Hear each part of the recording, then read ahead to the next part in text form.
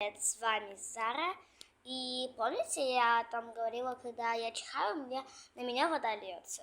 Ну вот, это вторая часть. Я говорю, кто это делал на самом деле.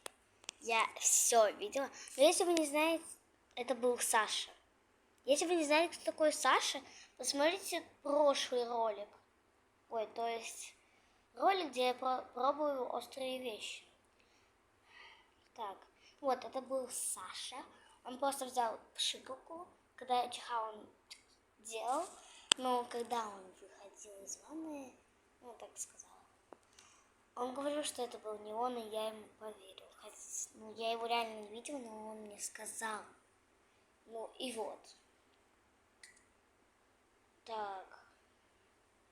Ну, если вы новички в моем канале, ну, если вы новичок, подписывайтесь. Если вы не новичок, то ставьте лайк. Ну вот, я вам рассказала, так что всем пока, с вами была Зара. Пожалуйста, подписывайтесь на канал. Я просто начинающий блогер, у меня еще почти не так много подписчиков, всего лишь 6. Пожалуйста, поднажмите, ребята. Всем пока.